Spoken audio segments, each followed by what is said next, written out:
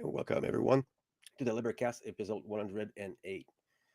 And 2 years of awesomeness and self-discovery and discovery about the world and the occult and uh, uh, this beautiful world and this tragical world at the same time. Um, I think it's gonna there's a lot of people who have these revelations um, in relation with this relation that we have with ourselves and this incredible world, these masses of people, brothers, sisters, family, relative, friends, who are sharing this world with us, and to understand how behaviors and knowledge or lack of knowledge can lead to different outcomes. And this is what we cover with natural law, the cause and effect, and the correspondence principle. So for the people who are interested in knowing about natural law, well, there's plenty of stuff out there. I would like, I would send you directly to Mark Passio work about natural law, his seminars, and his multiple presentation that he made. An incredible body of work. Here we go. So I am part of the One Great Work Network. So this is a aggregate of awesome people who have studied in different subjects, and there's collaboration there and presentations, and it's absolutely free. So there's no reason to no go there and take in all this awesome knowledge about the occult and morality and natural law, and there's plenty of stuff there. There's, I think, almost 70 people now, so it's very impressive. A lot of big names in there, hours and hours of information. So go see there, onegreatworknetwork.com. So I'm gonna take Jim Kost with me.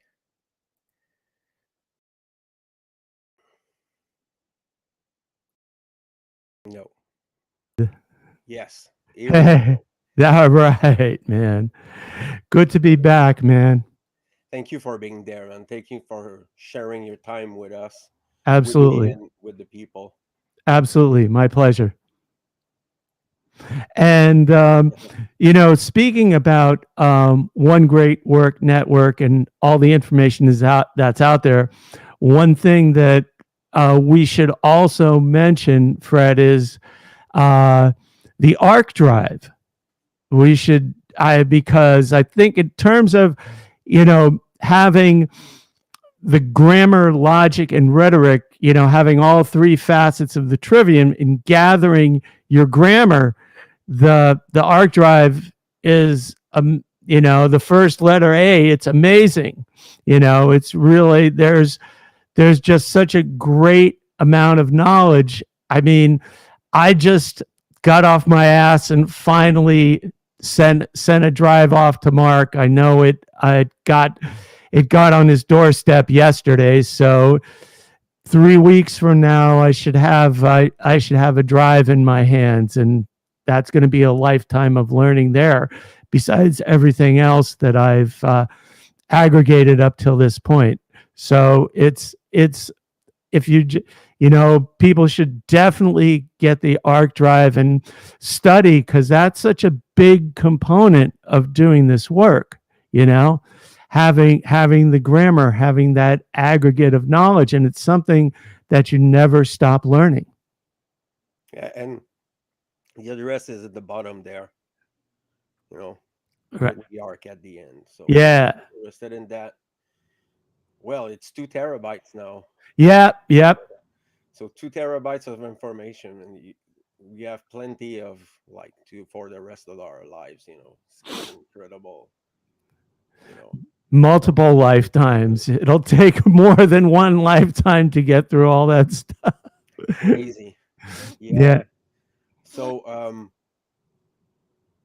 just for the people who are maybe new to you and they don't know who you are, just briefly go through your bio. Sure. Where you come from and where you are now. Absolutely. Well, I've always been a seeker, and I came upon Mark's work back in 2015, and I was floored by it and the power of his presentation. But there was always something at the same time. I was going towards it, but my programming was saying, oh, there's something that I have to, it was like, oh, it's too much. And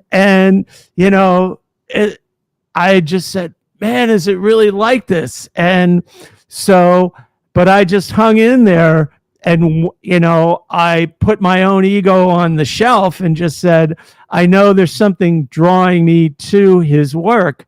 And I just kept at it. I hung in there, and I went through my first time of going from, podcast number 1 and working through all the presentations, and really finding, I looked on, the What on Earth is Happening site to a link to all the materials that he references on the site, and I started working on those, and, I've been going on that to this day, and it's something that I'll continue to do. And so I've been a professional musician all my life, and then up till the scamdemic, all of a sudden the bottom fell out from underneath, my professional work. It was to the point where I, there was a point where I couldn't go out and tour, and it was hard to play gigs and all this kind of stuff. So I pivoted to teaching, I said, well, I want to get back into touring and playing with people. But it was funny. I was living in New York City at the time, and it was one of the epicenters of the whole psyop. And a lot of people in the musical community, fell victim to the psyop. People were getting, the needlecraft, as Will Keller likes to call it, and people just bought into it.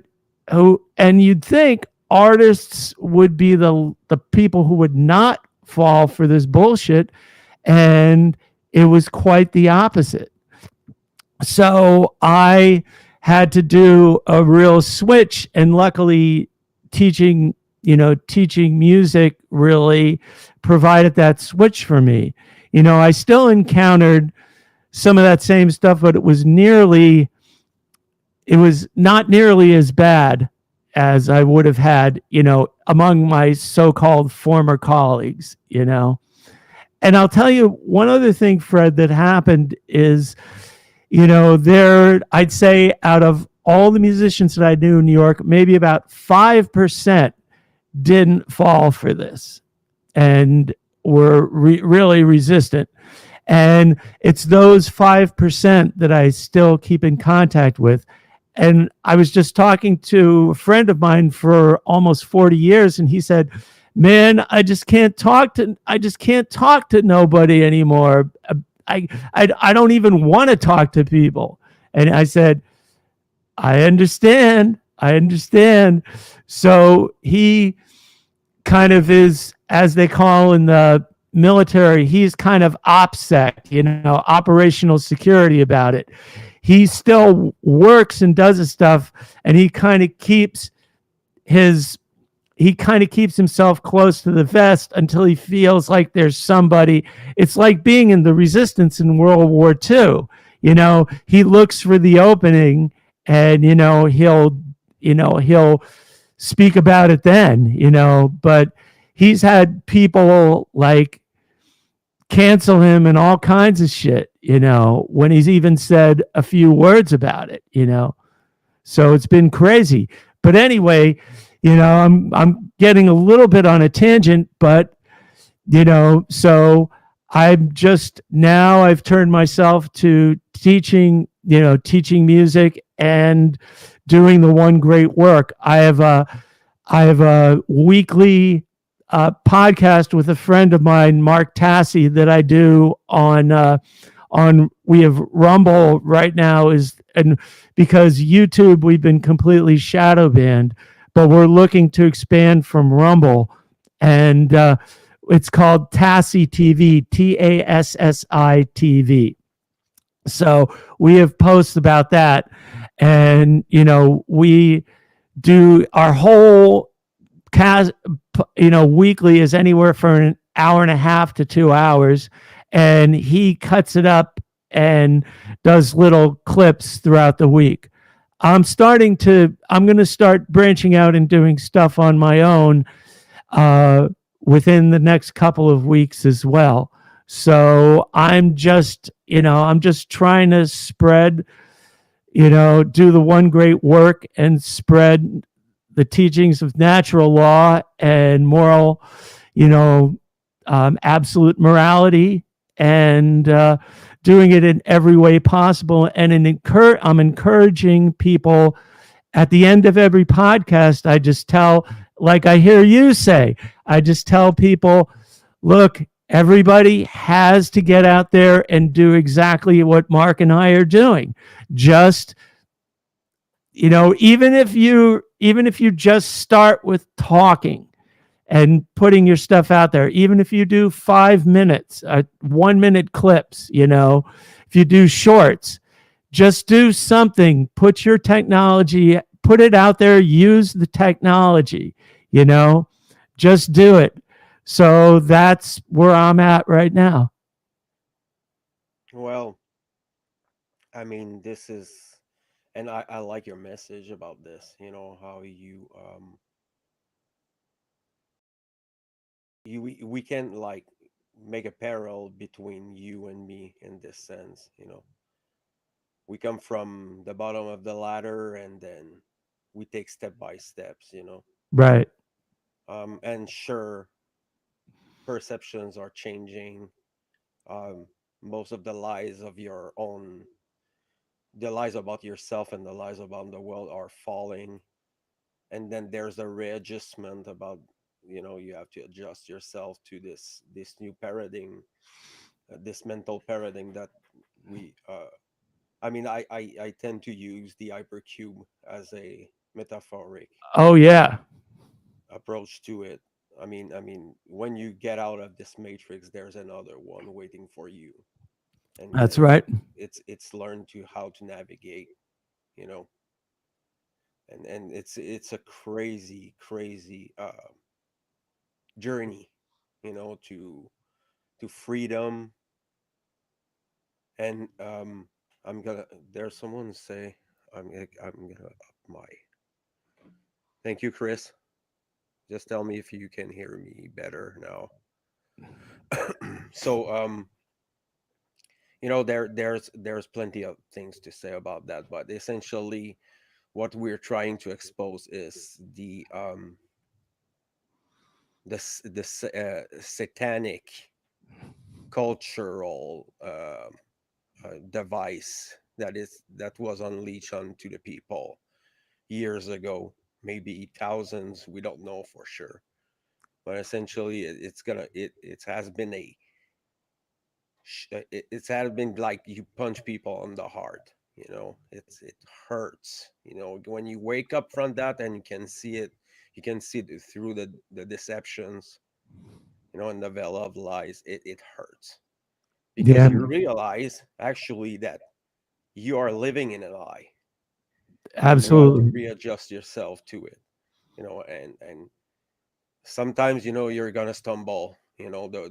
The work is not always straight. It's not always easy to go through, but you fall and then you get back.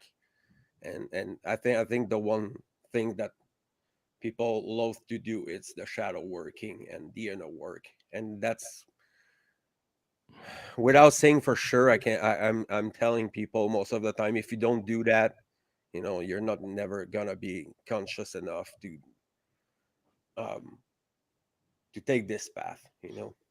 That's great. That's a great point, Fred. That's exactly correct because you have to, you know, I mean, I've heard Mark talk about this. You get a chair, put a mirror in front of yourself, and you're basically interrogating yourself and trying to strip away all the pretense, all the programming, and it takes, it's the hardest, in one way, it's the hardest thing to do, but in another way, it's the easiest because if you have the courage to confront yourself, because it's confronting your programming, because we've all been programmed from the time we've been, that we've got out of our mother's wombs. We've been programmed from that moment on, I mean, and it's not to excuse, ignorance at all, because there's always, the information is out there, it's out there from day one, really, but it's just you have to tune yourself to listen to it, Yeah.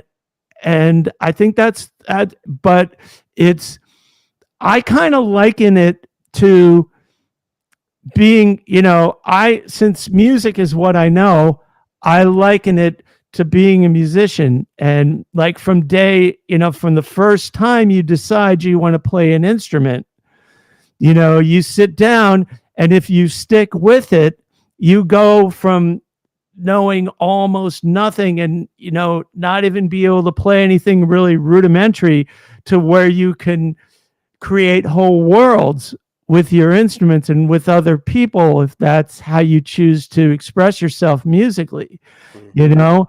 but it's so much of it is you got to hang in there, and you got to go, the progress doesn't always present itself immediately. As a matter of fact, um, it's an exercise in delayed gratification, which Mhm. is really sorely missing in the culture at large today. Everybody wants everything right away. It's like social media is the perfect example. If people can't get something, and I've heard Mark talk about this. They want something new, or they want all the information. They want it in easily digestible bits, or but that's not how it goes. That's not how it goes at all. You got to study this every day, like you're learning an instrument, like, if you're in sports, like you learn, to become an Olympic athlete. We all have to have that discipline, as far as we have to tune ourselves to the information to be able to process that through the grammar and then learn how to speak it, you know. And of course, in the middle, sifting it through the, through logic and then speaking it through rhetoric.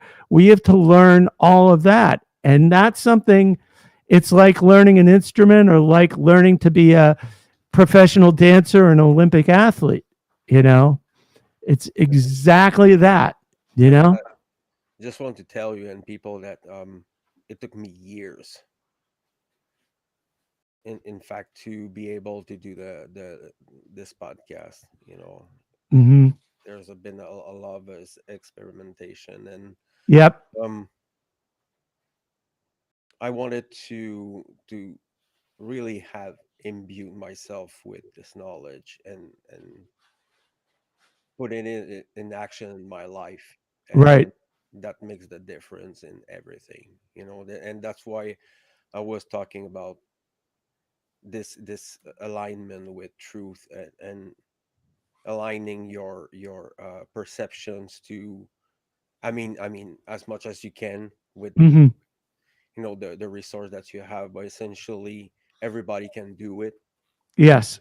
and it's free now, with that we have computers and cell phones and tablets. People have tablets now. They have these small TVs with connected with the internet. It's incredible. And the Mm-hmm. fact that we have so much ignorant people is pathetic.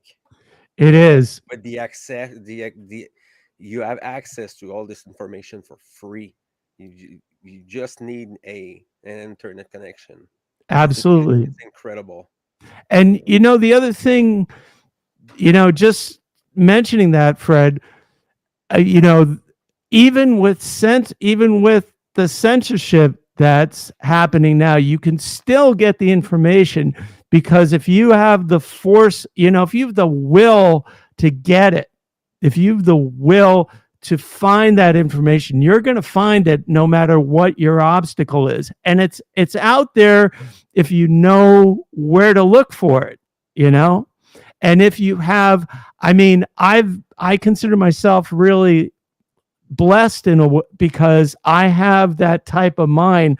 I've always, I would spend as a kid, I'd spend hours in the library reading. I just was that type of a detective, in terms of finding knowledge about anything. I just love to read and I love to search out information, you know.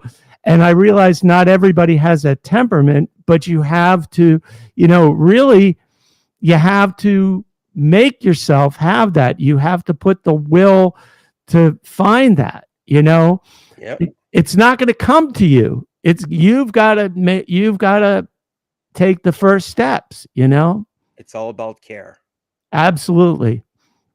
And that's what the Satanists have, that so many people, not only the so called normies, but people in this so called truth movement don't have that. I hear so many people talk, they maybe have about 5% of knowledge. They think they have everything, but they don't want to get past either the religion or their political bias, and they're trying to filter everything through that, and they're giving their audiences such a, it's like I call it a pinhole perspective, instead of having, a huge galaxy of information.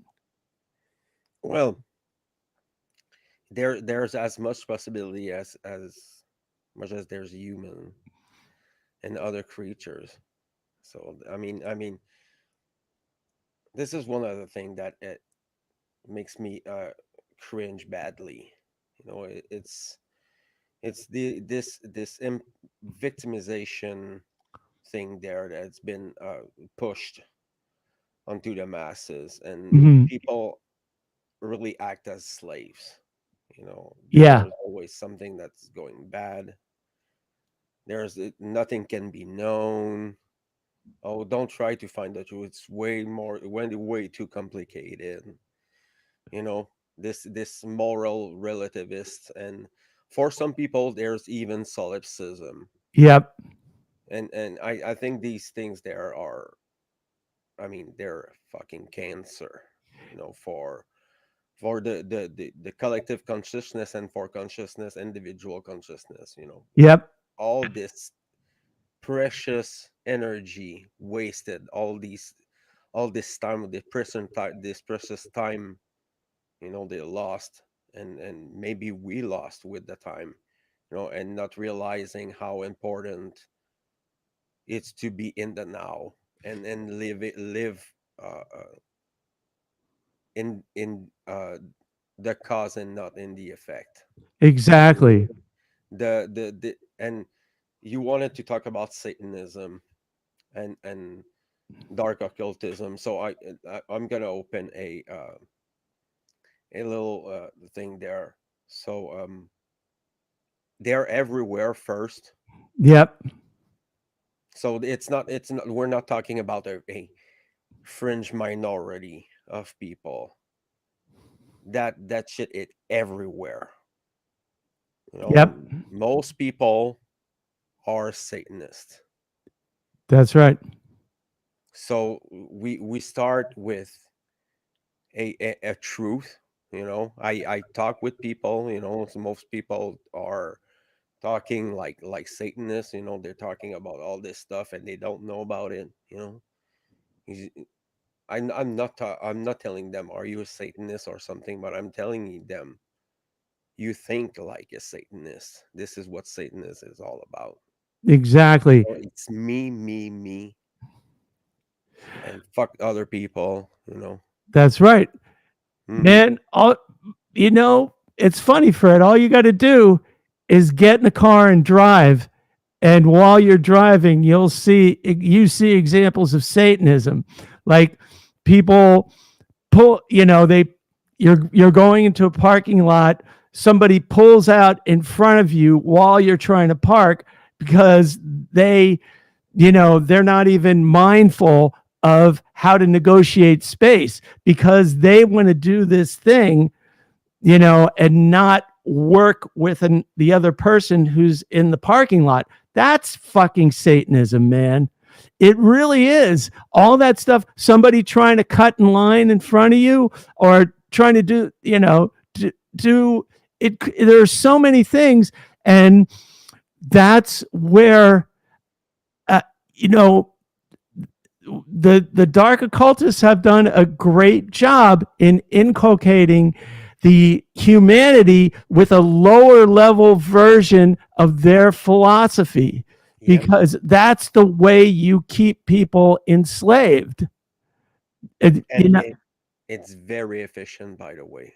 it's brilliant. It's brilliant. I got And to give it to them, man. You know, they're master psychologists, and how can you get yourself free if you can't even acknowledge this basic aspect that people, and everybody says, oh, well, what makes you any better? The idea is it's first recognizing that this condition exists.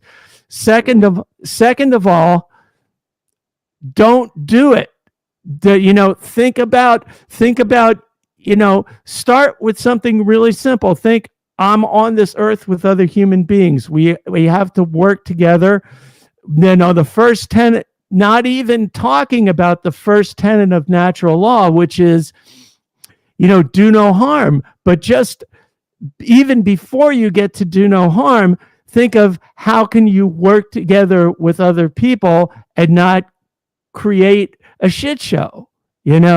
How can you do that first, then realize, hey, you know what, I the way to exist is to do no harm to another sentient being, not just human beings, all life. No conscious harm to another being, and start from there. Have that be in the forefront of your consciousness mm, 24 hours a day, instead of, I got to make money, I got to do this, I got to satisfy my base physical desires. You know, think about what can you, you know, it's like John F. Kennedy said, ask not what your country can do for you, but what you can do for your country. You know, let's make it, ask not what humanity can do for you, it's what can you do for humanity and creation.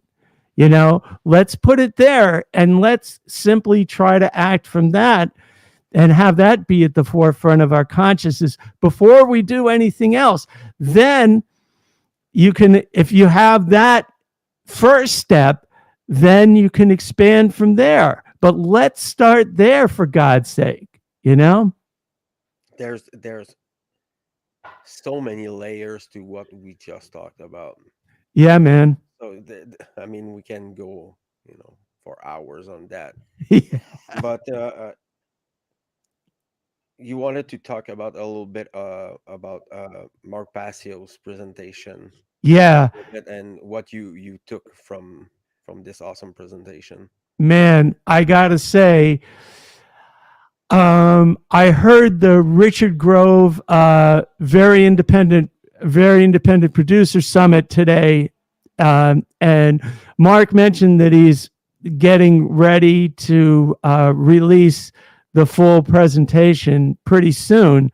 And when this thing drops, it's going to be unbelievable, because now I knew a lot about the whole connection between the occult roots of Nazism.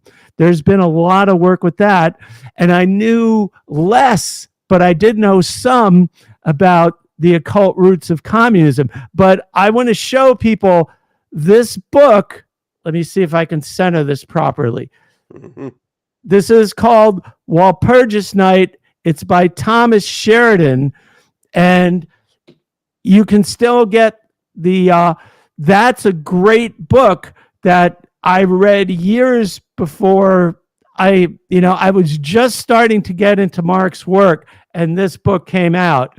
Sheridan's a great researcher on occultism and paganism, and he mentions a lot of the people that Mark mentioned in this, in the presentation. I don't want to reveal too much about the, naming specific names, but he talked about how this had been the groundwork of the occult roots of Nazism had come up through through naturalism in the German 1840s in Germany. And there were people that were some of the people that came up through that area started to they started to establish movements. It was called a Volk movement, VOLK, and that it started to become tinged with German nationalism. And there were people who were occultists at the time, and the people who were involved in these occult roots, they found the young Adolf Hitler, and they saw that this guy had some potential to be a useful pawn in their quest. So they brought him along, and they showed how Hitler and Rudolf Hess, who probably was Hitler's handler, they started to really build people around them who were involved with occultism. Like there was Karl Maria Villegut, and there were people who taught Hitler his fiery brand of public speaking. And the first half of of Mark's presentation was about the occult roots of Nazism, and the technology that they had, the secret technology they had that had been suppressed and probably is in the hands of, the American Secret Service and the Russians at this time, And then he talked about, when he talked about the occult roots of communism, he talked about um, the founding of the Illuminati, and he talked about how the French Revolution was really a proto-communist movement, and he went up through the League of Perfectionists, the Illuminati Orden, and all these various groups up through the beginnings of Marx. And he mentioned there's a really great book called Marx and Satan by Richard Wildebrand. And let me see if I have it here. Or Wurmbrand. The last name is Wurmbrand. And that Karl Marx was basically a Satanist, and he surrounded himself with dark occultists, and his philosophy was fully satanic. And he talked about communism, the growth of communism through the Bolsheviks, and the spread of communism into other countries, and how one of the differences between both communism and fascism were socialist movements. Most people don't understand it. They still think that they're two different, they're at opposite sides of the political spectrum, and they're not. They're both socialist movements. The only difference is that the Germans were national socialists, the communists were international socialists. And the communists were interested in spreading their doctrine to the whole world, despite the propaganda that you heard about Hitler. Hitler didn't really want to spread fascism to the rest of the world. It was more insular. His forays into Poland and France were more for territorial infractions rather than wanting to take them over. And most people don't understand this. And, when people see the full presentation, now I'm not really doing it full justice because I'm trying to give as quick a synopsis as possible. But the one thing that Mark talked about, and this was at the very beginning, he said how most people have a graph from right to left where they'll see on the furthest left-hand side, like how you'll have a graph in the middle that's 0, and then you'll have negative numbers and positive numbers. How at one end of the graph, you've got fascism. The other end of the graph, you've got communism. In the middle, you've got so-called democracy. He said that it was more, what it truly is more like a parabola, where there's an arc in the middle of the graph where you have the least government interference, because on both sides of the spectrum, both communism and fascism were dominated by government. And that's what people don't understand. This is the totalitarian. They were both totalitarian because they wanted everything to be, government to basically replace God in both fascism and in communism. And that's really the big difference. And again, it's in the name. Nazis were national socialists, and communists were international socialists.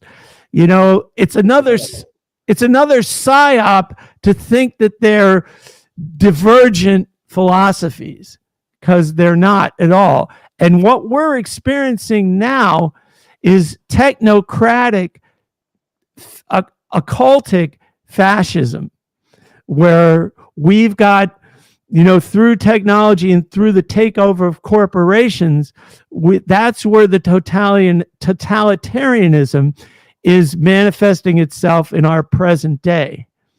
I mean, Benito Mussolini himself even said fascism was the takeover of government by corporations. And that's certainly what we have today in Sure. all across the world. So, and then after the presentation, which was basically up until it was from 10 a.m. till 10 p.m. with breaks in between for lunch and dinner. The last hour was for questions. So it was basically, if we subtract an hour, let's say an hour, 2 hours for lunch and dinner, and an hour for questions, that it was basically like a 6 hours straight of content. And it was just it's up there with the natural law presentation, and the spirituality. Oh geez, of course I'm blanking on the first half of it. Streetwise spirituality. Yes. It's up there with that depth of content, and it was truly an amazing and inspirational. I mean, Mark's his presentations are always amazing, especially in person.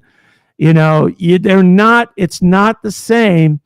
You see it on a video or a replay, but being there in person is an entirely different energy, and the crowd was unbelievable. It was, the hall was filled almost to capacity, which was fantastic. Incredible. I'm impatient to listen to that seriously. I know it's Gonna be awesome. it is. And yeah, and by the way, Nazism, it's not only Nazis who start the war. By the way, Yes. it's not a coincidence that it's called a war. Yes. English, um, Italians, French people, Yep. Canadians, USA, even USA partook into World War II. That's correct. So there's so many things to cover just on this subject there, because I was fascinated with it, and I stumbled upon this book. Can't remember what the name is, but it was a journalist who lived during the Second World War, and there was another side of the story, Mm-hmm. and there's a lot of people don't talk about uh, the implication of the masses and the consent that was there. Yes. People were love that, That's right. they were brandishing their flags and women's, and it was crazy. There was a fanatism, like a religious fervor or something like that behind Yes. it, because of I think when we're talking about Hitler, they use his charisma to sell this to the people. So Absolutely. it's not only about Nazis. I think it's all the people behind it and That's under it who supported it that makes them even worse than the tyrants. that's And right. this is we're not there. There's not a lot of people talking about this, but Mark Passios and one of his Exactly. yeah. Well, it's funny you should mention that, Fred, because let's take an example that everybody knows. Eichmann. He's the perfect example of an order follower, just a nondescript bureaucratic worker who was really responsible for implementing, it's like Mark says this all the time. Guys like, whether it's Hitler, whether it's Yuval Noah Harari, whether it's Klaus Schwab, whether it's any of these people, they're all just saying words. It takes order followers to bring their words into actual deeds. Yep. It's like, and there's a manifestation for you of the Hermetic principles. You know, it's like people don't that's the very crucial thing. That's the essential thing that people need to understand of why order following is so vile. And that's really the thing that keeps humanity in slavery, you know?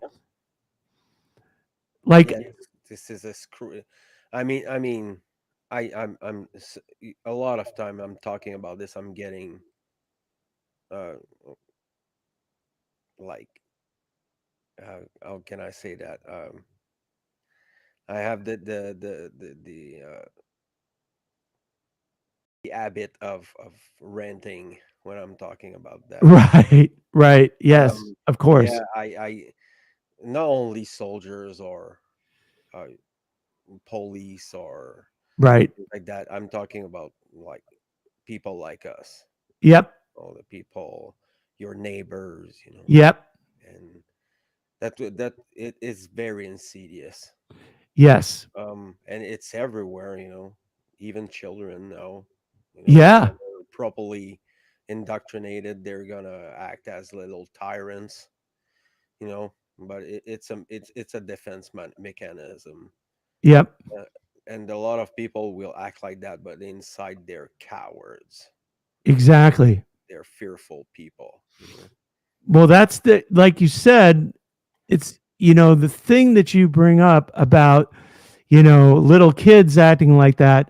There's even, there's a book by a guy named Thomas More. It's called King, Warrior, Magician, Lover, and he talks about those archetypes, those four archetypes, and the shadow archetype of the king as a child is what's called the high chair tyrant. And the thing about that is, it's like the kid who turns over his food on the high chair and screams that he's not going to eat it. And unless the parent stops it and said,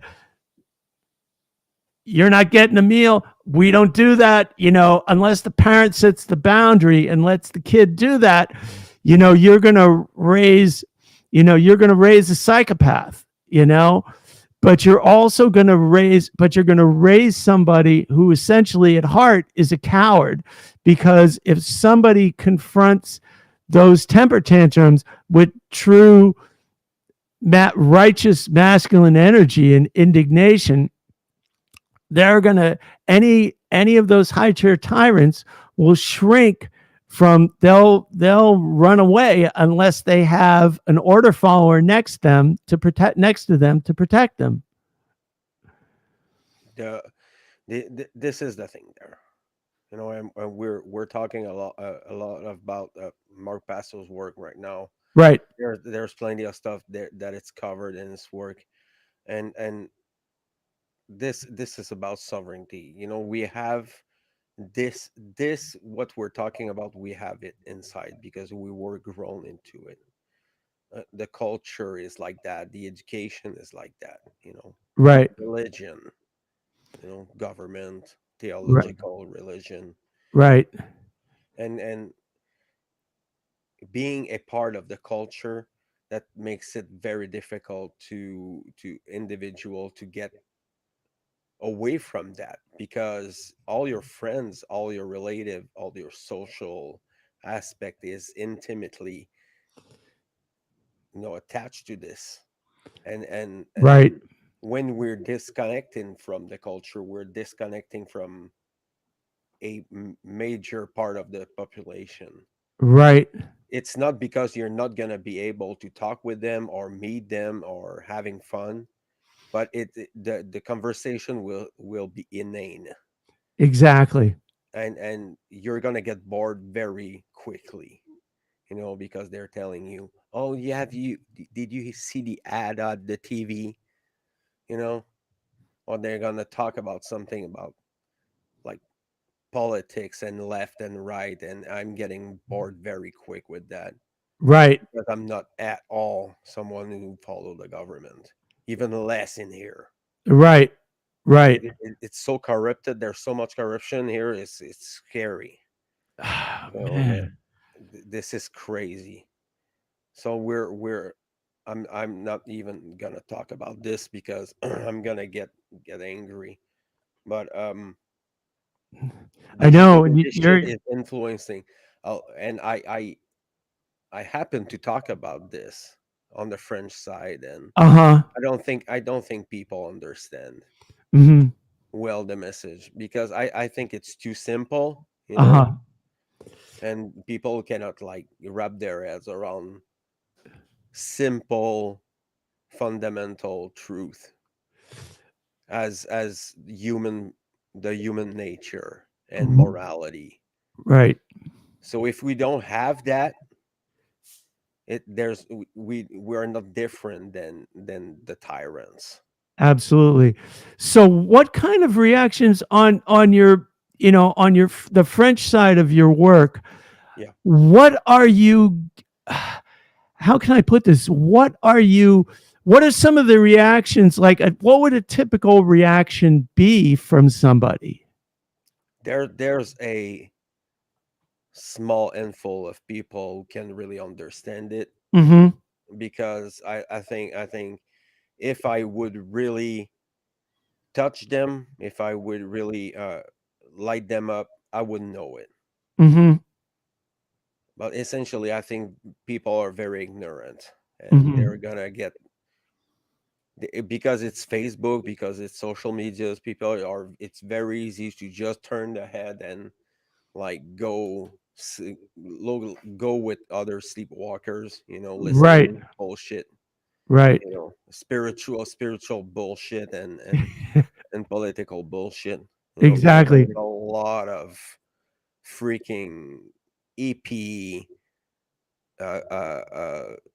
spiritualist, Yep. fucking charlatans. And Yep. they're very popular, because they're telling the people all they want to hear. Well, that's a fantastic point because that's kind of the spiritual charlatans you mentioned, like the new agers. Those are the people who really are, they're that whole movement was a satanic movement. They're really, it's like tell people some bullshit, but say it in a nice way that lulls them back into, that's really, it's like a narcotic, it doesn't it doesn't push them out of their comfort zone. It pushes them more to be asleep, you know. But the psyop is that those people they think because it massages their ego and they think they're getting more quote unquote spiritually enlightened. What a freaking, I mean, it's another masterstroke by the Satanists, man. They've done it's crazy, man. Uh, I know that there's a big movement of in the '60s for starting. A lot of the New Age stuff started there. But who is really responsible for the biggest resurgence of it, at least here in America, starting in the '80s when she first came out with her talk show? Oprah, one of the biggest Satanists of them all, man. You know, and people really latched on to that stuff, man, like there was no tomorrow. Yeah, and you know why? Because they don't have anything else. Yep. The capitalism as like burned by the inside. It's Yep. there's so much corruption. It Yeah. was very strong here in Quebec, but essentially it's dying. Mm-hmm.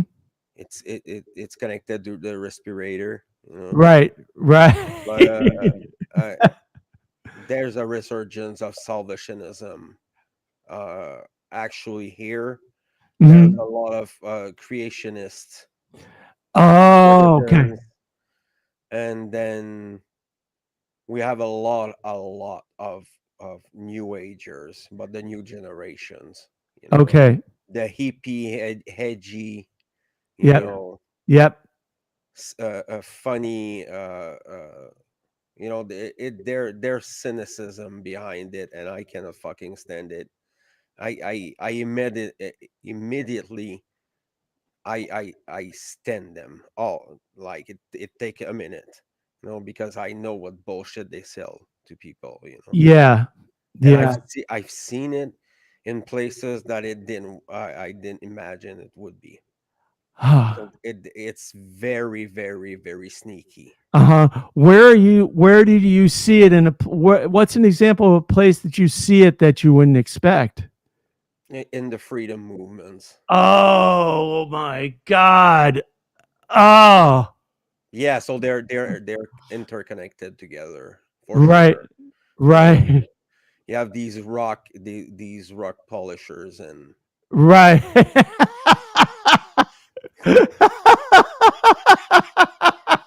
Yeah, that's it's- man. I mean they're everywhere. You know, you have these people who are they're making like a little conference, and they're talking garbage to people. You know, Right. like like and everything is not real. You know, don't do anything, and that's the pattern that comes. You know, good and Oh, evil, what are you talking about? Doesn't yeah. exist, you know. You have these patterns all the time that it's coming back, and it's sickening me. It Yeah. sickens W- me. Well, it's funny that you should mention that, like the nothing is real thing. That is a big thing. That's like the centerpiece for that Course in Miracles stuff. Right. That's the big one. And the people who started that was actually started by the American CIA.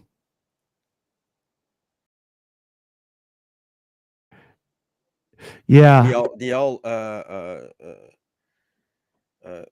heavy drugs that there was in the 60s and the 70s were introduced by CIA, and they were testing LSD Yep. on the masses and other drugs. You know, I That's don't right. remember Yep. anything, but yeah, Yeah. there's a lot of that. Yeah, Timothy Leary, and through the Monterey Pop Festival and all that stuff. Man, sometimes, I mean, if you really want to go down um down that road, there's a guy, he talks about the whole psyop of the Beatles. His name is Mhm. Mike Williams. He's got a channel called Sage of Quay, and he basically, man, there was some stuff there because part of my I heard all that stuff as a kid, but when it became apparent that I was going to be professional, I started hanging out with a lot of jazz musicians and a lot of older jazz musicians. And I remember one older jazz musician saying to me, saying, the way that they introduced the Beatles was done by the intelligence agencies. And at the time, I was like, man, I was like, where did you get that? It kind of blew my head apart. And I didn't really think of it too much. But then I had little clues. This is a subject for another time, but there were little clues that I saw that bore it out even before I knew about this guy, Mike Williams, and his channel. But um, yeah, so all that stuff, the whole 60s movement, the Grateful Dead and all those groups like that was all part of that thing. There were some organic groups that were really, a different part of it, but the big ones, they were definitely that was definitely CIA, man. You know? I mean, when you talk about the implication of dark occultism and music, there's plenty of example.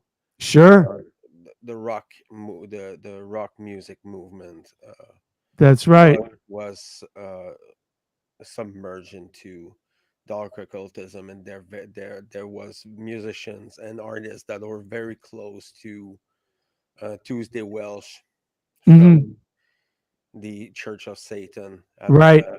so there was connection there. Yep. There's and something I learned with the time is that coincidence doesn't exist. Hmm. So I mean, you can research that. There's plenty of stuff out there, and the Absolutely. story of the beetle. I stumbled upon this.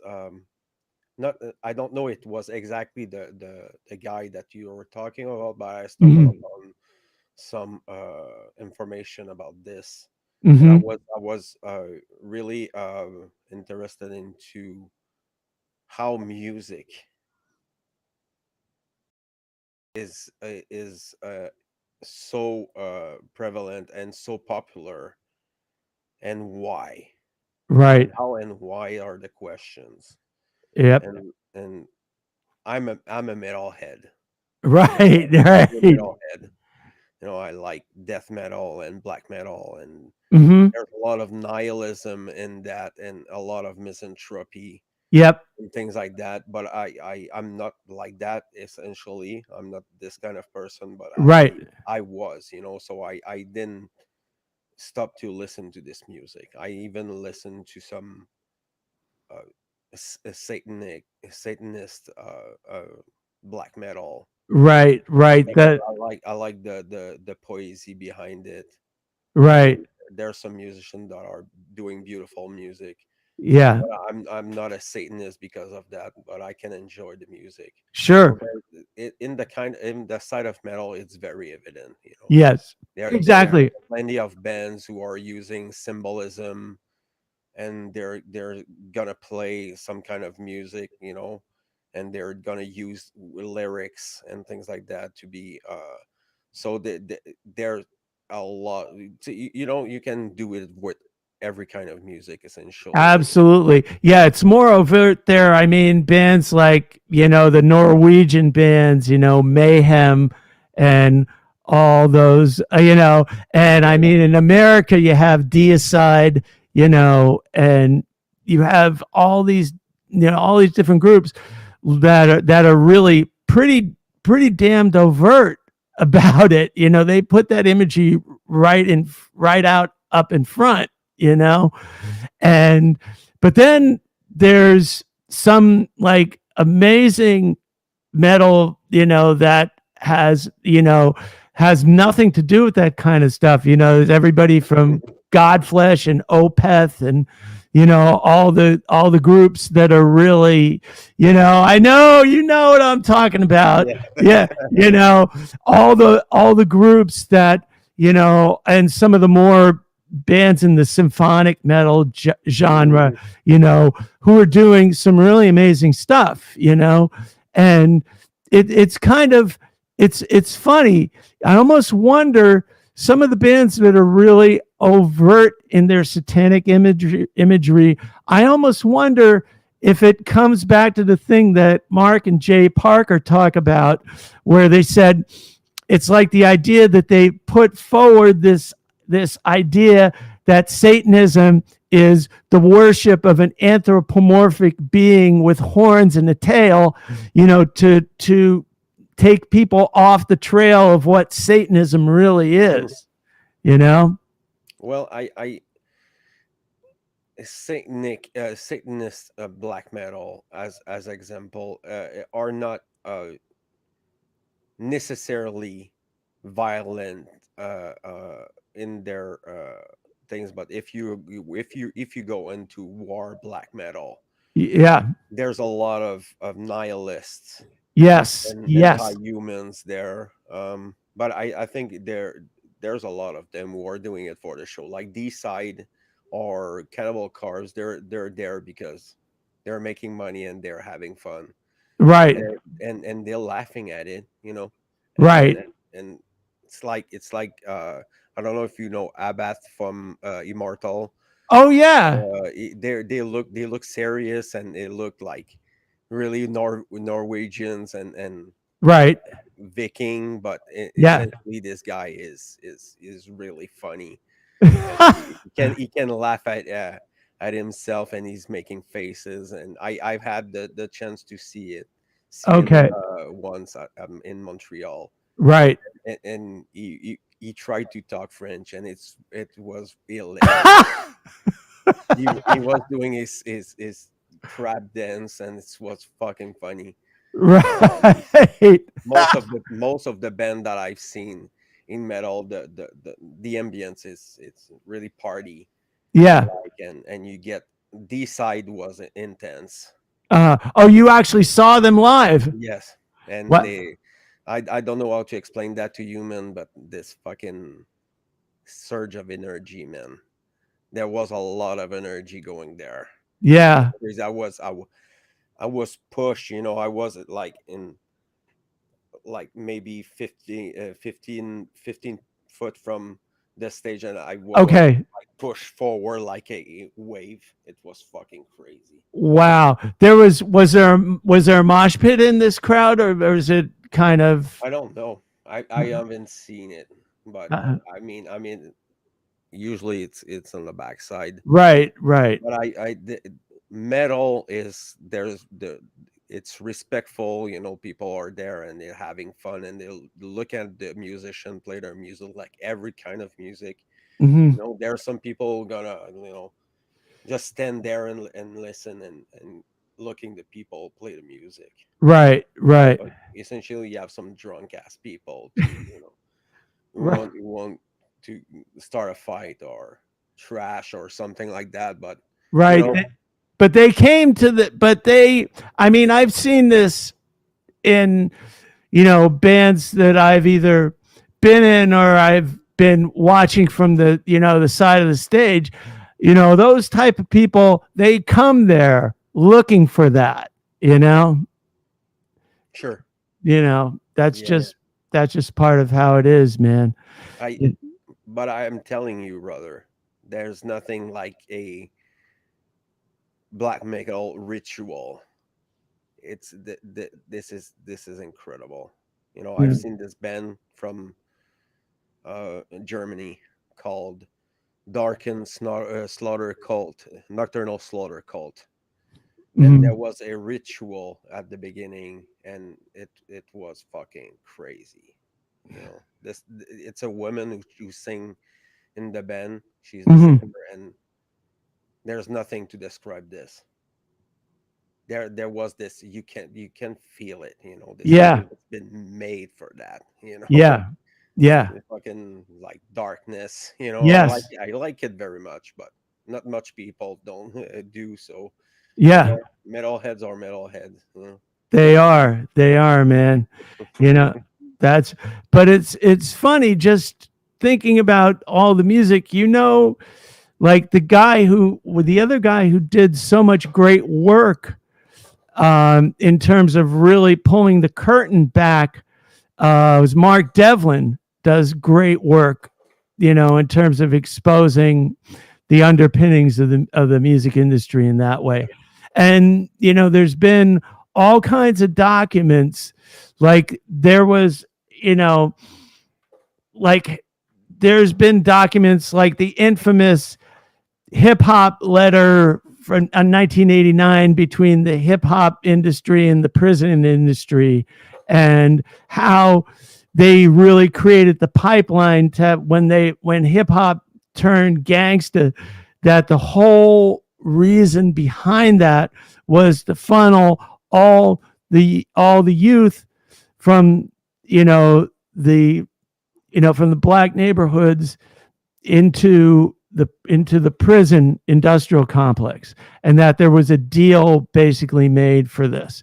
And the people who did this, excuse me, the people at the top who run the industry, who are complete, like flat out 100% Satanists, dark occultists.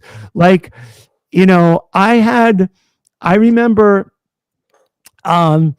when I was living in New York, I was doing some tracks at the studio in Brooklyn, and I remember we started working maybe about oh geez, we got there at about 3. We started tracking by about 4:30 or 5, and we were going till about 10, and then he said, "Look, we can only go for about another half hour, 45 minutes. I have another client coming in, and I got to get you guys out of here, and I later found out that it was somebody who was a rising star in hip hop. They were coming in to give him they were letting him hear, the producers want him to hear a couple tracks. And also the other part of it was he was being groomed to go to the next level for stardom. So he had to do the ritual, so to speak, Yeah. And I found out through the grapevine about that later. And, I heard so many stories, that were exactly like that, that I wasn't even that close to among other people in the industry. So it really started to happen like around 1989 in the 1989 through 95 was when it really started to be taken over. And that was when hip hop turned from like the Public Enemy type of real positive message and amazing creativity to all the gangsta stuff and all the bling stuff. And it's gone from there. It went down into the fact where, I mean, Mark Devlin calls it demonic sonics, where basically these producers are now doing this stuff where they have super low, they'll have like a bass note that'll just go woo, and it's so low that actually hits you in the solar plexus, and you feel like you can feel your you can feel that it's doing something to you physically and not in a good way. And there are people who are listening to this stuff, like there are kids who are listening to this stuff. And, in the past year, you've had all the concerts where all these, where there's been all this mayhem, the Travis Scott concert and all this stuff, all these injuries and deaths and all this stuff around hip hop. So it's been really taken over to the point where culture, it's like you can't be at that high a level for the 99%. You're not at that high level unless you've done the ritual, so to speak. There's maybe 1% that haven't there, and the percentage of people who haven't are in there to create plausible deniability, So it's just really, it's gotten to the point where culture in general, has gotten to the point where, there's so many people in the truth movement that talk about, well, we have to start separating and creating our own, separate from the system, create our own system. And to a degree, that does have to happen, but that can't be the only thing that we do. We have to keep working on putting the message out there and really talking to people in the way that we're talking right now about, natural law, moral absolutism, and just for them to really, really understand how all this stuff is really the cornerstone of human freedom.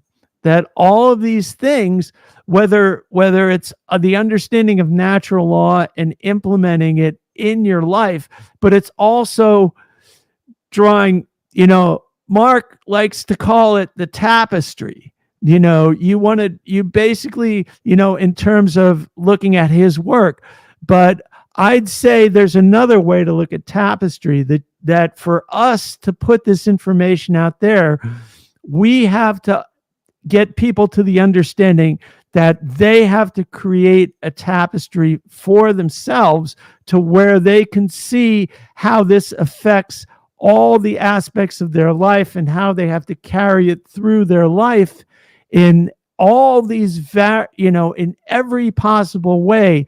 And that, to have that almost maniacal focus, to where that's always in the forefront of your mind. It's not in such a way that you can't do anything else, but in the way that you keep coming back to first principles. You keep coming back to it, to the point where what you can do is, if you understand the fact that, how do all these actions, how does natural law affect all the actions in life? How does it affect moving through the world with humanity, and how does it contribute to, expanding human freedom, and getting to the point where we can have people understand that it's about creation. It's about the expansion of humanity, and not the contraction. There are so many people in the truth movement that what they're doing is, you've got the people who are doing the fear porn, the doom and gloom, who are saying that, oh, the World Economic Forum is trying to put this pandemic treaty, and once they do that, it's all over for humanity. And the thing is, I'd say 80 to 90% of the so-called truth community is falling under that scheme, where, again, it comes down to, those are words that can only be implemented if you have order followers putting those words into action. So how do you stop the tide? How do you stop this from coming into being? That's the question that needs to be answered. Not, oh, all this is happening because I heard Will, in one of his new podcasts, he says something that is pure gold. He says the Gateses and the Schwabs, they're puppets. But they're not puppets in the way people think they are. They're puppets in a way to make people think that if they pull back from what they're trying to implement, that people think, oh, we're winning, and that's kind of a psyop. That's actually not kind of, it is a psyop, because that's only the soldiers retreating 50 yards on the battlefield. That's not the army's dismantled, and people are not realizing that. Like the QN psyop, it's all about that. Yeah. Yeah, exactly. I mean, it's like that whole Q thing, man. That's like, oh, there's going to be, there's the good people in the military who are gonna. I can't even say it anymore. It's so ridiculous, Fred. I can't even bring myself to say it anymore. But there are people who believe that, it's like, how can you stop? You're going to cut, you're going to cut an abscess out, and you're going to put another abscess in its place. Or you're going to destroy an abscess through an abscess. I Yeah, this is, and there's a lot of Quebecers who like it. I believe it, man. I totally believe it. Yeah. There's, I mean, what the fuck, man? It's not even here. It's like in the United States, we have a lot of shit to get, to take care of, before what the military complex will do about the elite. What the fuck? Everything is so well calculated. They told people, hold the line. Don't Right. do anything. You know? Yep. Fucking hell. I know, man. And it works beautifully. Exactly. It's because people are still, they're still trying to have, they're still trying to find the solution through the same problem that created it. They're still, instead of change your behavior, change Yeah. your behavior. It has to be at the causal level. It can't be at the level of effect. You know, all this stuff trying to change through the political system, are trying to get less government. You know, that's just like saying we're only going to cut out where there's stage 4 cancer and there's tumors all over your body. We're going to cut out every tumor except the tumor in your liver and your pancreas. You know, we'll leave those in, but we'll cut everything else out. You know, Yeah, it's pretty much it. man. It's crazy. It's total cognitive dissonance, Yes, and it's denial. You know, exactly. ignorance. You know, that's But all. also calcified ego. You know, Yeah. that if you can't have the humility to say, maybe I don't know, you know, maybe the solution that I'm looking at now, maybe I should look at a different solution. You know, maybe I should try to find something, be more creative, think of this in a different way, come from a different point of consciousness, try to see how I can find the thread of natural law and moral absolutism in my own behavior and get other people to implement that in their lives. It's very difficult to do that, and I mean, even for myself, it has been a fight. You know, Yes. just realizing that, but talking about it and try to influence common sense. I mean, it's hard. It's hard as it can be. It's crazy. Get through this thick conditioning, even for ourselves. Yes. We know how it's really thick. You have this ego identification aspect. Right. You're gonna identify yourself as your role. You know, and some people are stuck into this madness there. And what people are thinking of me, and do I do the good thing, do I please people, and you have all these things that are mixing up together, and the self-loathing, and Yep. the lack of self-awareness, and the refusal to our own responsibilities, and things like that makes it even harder for people, because they're gonna have to let things go, materialism and salvationism and things like that are highly damaging for consciousness. Right. I think you really hit on something great saying they have to let these things go. Mm, Because just an example in my own life, when the whole scandemic came through and I had to, and I basically lost my career, and I also lost a community. But I'll tell you something, I'll never forget the maybe about, we were about a week into the whole thing, right? And what happened was I said to myself, I'm already seeing some stuff here. This is really going to show what people's characters like, what they're made of, you know?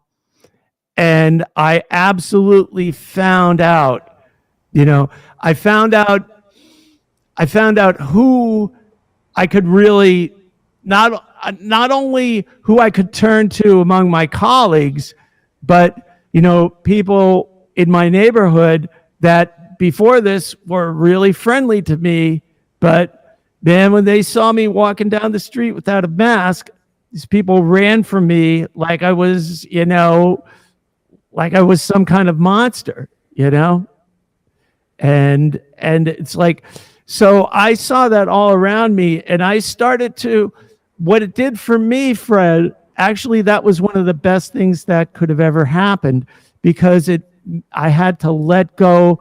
I had to let go of a career. I had to let go of a community. I also had to let go of the idea that people were, that all these people who I'd talked to were basically good people who, that they were a bunch of cowards.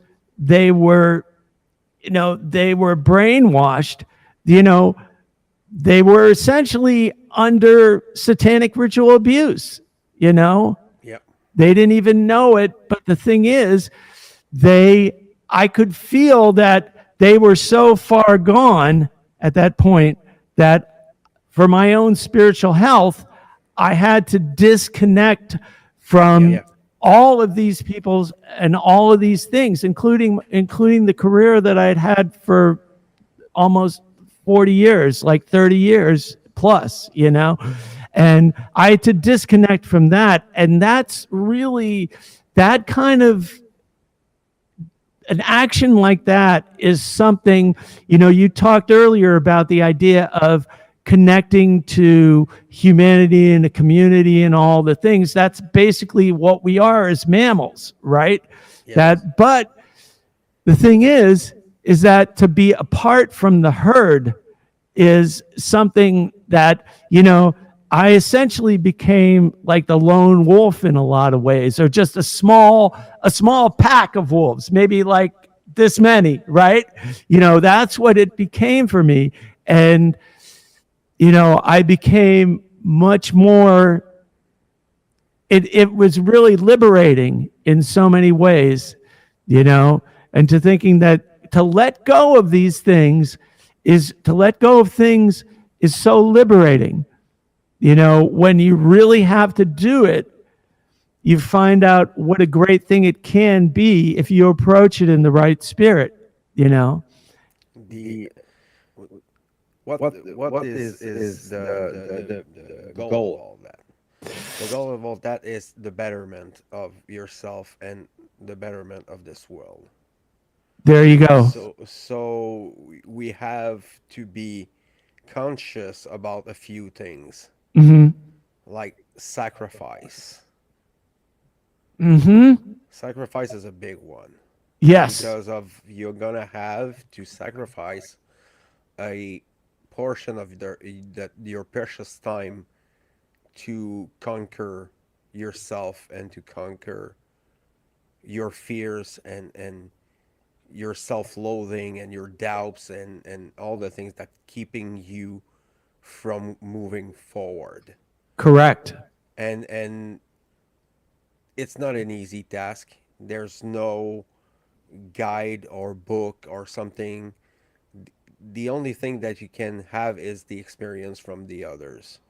And even the experience of the others can help you in some ways, Yes. but you're gonna have to get bruised and maybe bleeding, maybe you're gonna feel bad, maybe, but all this is worth doing it because of what is coming afterward. Exactly. Consciousness does not only bring you sadness and deceptions. There's gonna be some in there, you know. You're gonna Yes. realize, and then you're gonna get over it, and then afterward you have this peace of mind. Yes. You have this in French it's called quiétude. It's Mm. a zone of comfort, Yes. and you're gonna be in peace with yourself. And these moments there are priceless because in these moments you're gonna get your connection back with the source, and you're gonna have a clearer perception of the things, and your thoughts and emotions are not gonna fight against each other's. Yes. They're gonna work together. Yes. And then I don't know how to explain that essentially, but having no emotions bring you something else. Mhm. I'm not separating myself from my emotion. I am living my emotions when I need to. But Yes. essentially, I feel something when I don't, and this is what I'm trying. I don't know how you call that in English, but it's I it's a moment in time where time is stopping, yes. metaphorically talking. Right.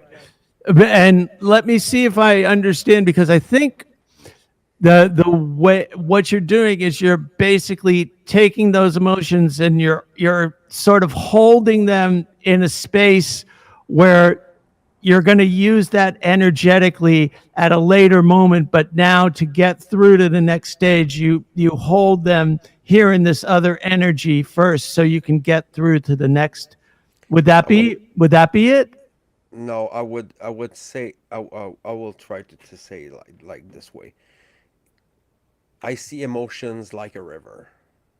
So your emotions are getting through you, and then you're gonna feel it, and then you're gonna let it go.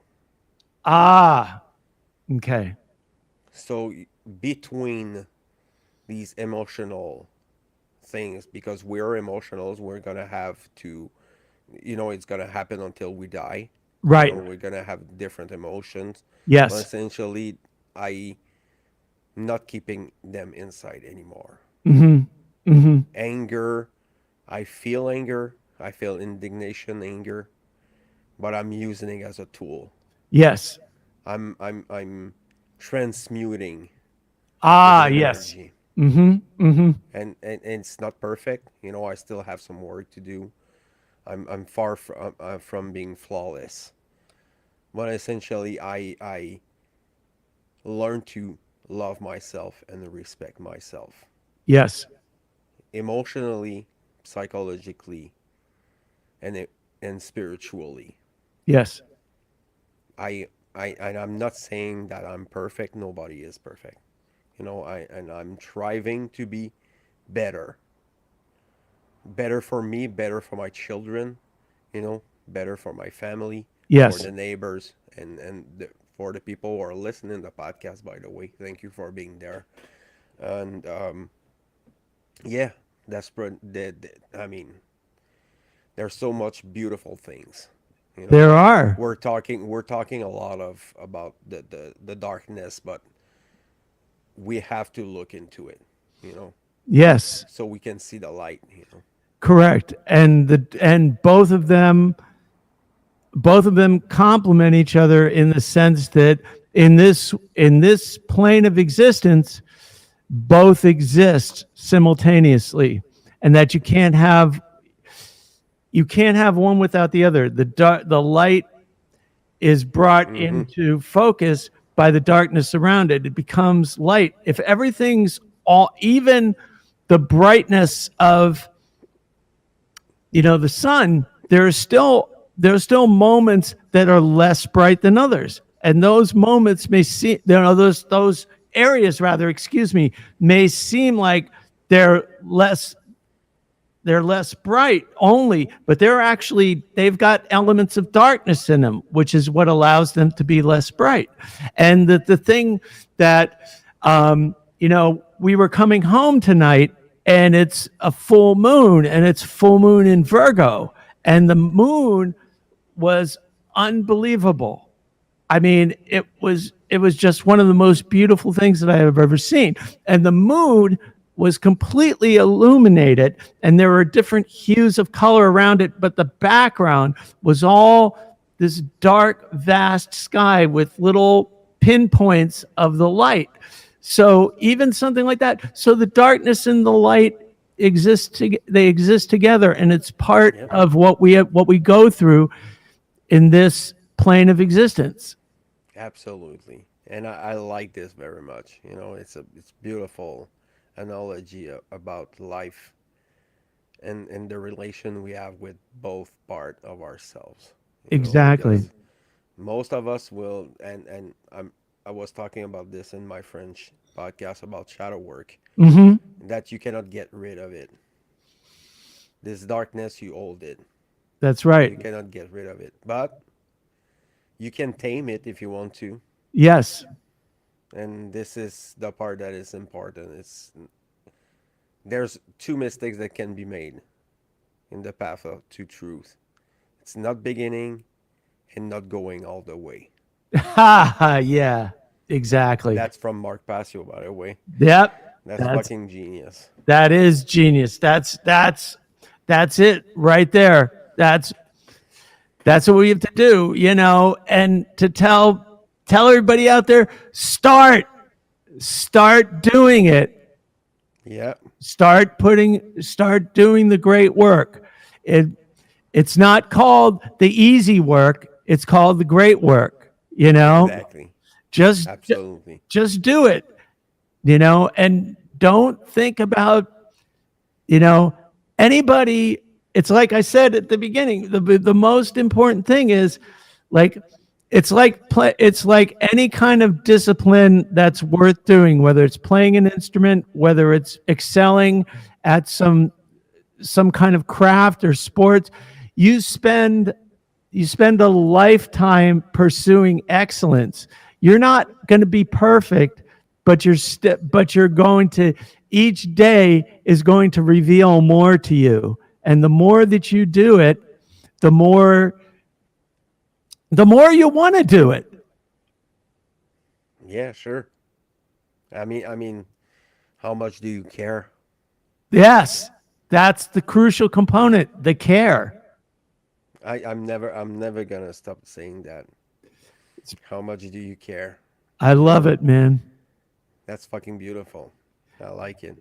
So Yeah. I mean, we're an hour and 36 minutes. Oh man, wow. I Uh, told you, I told you, you, you it would going fast. It was, and man, there was so much, like, I felt we didn't even guess.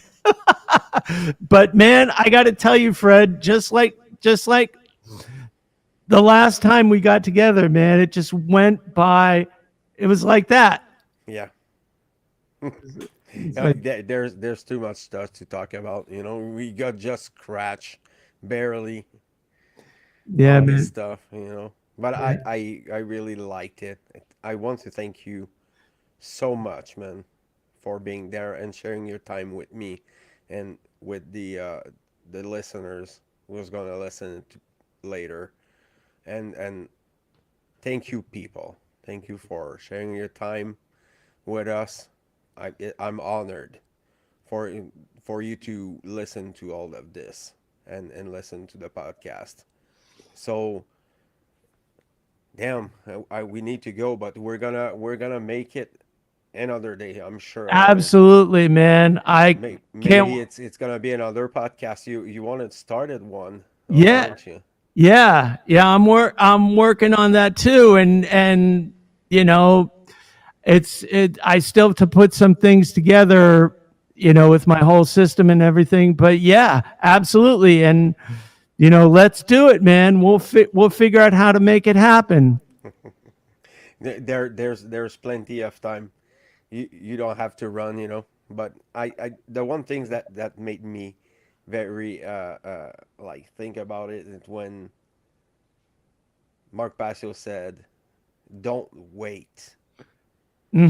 you know, don't wait it to be perfect, and it's just to start, do something.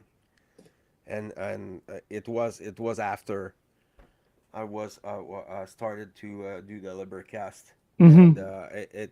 it gave me like this power surge. I was like, okay, now it's starting, and we're starting small, but I think I'm at 640 and 54, I think, something like that.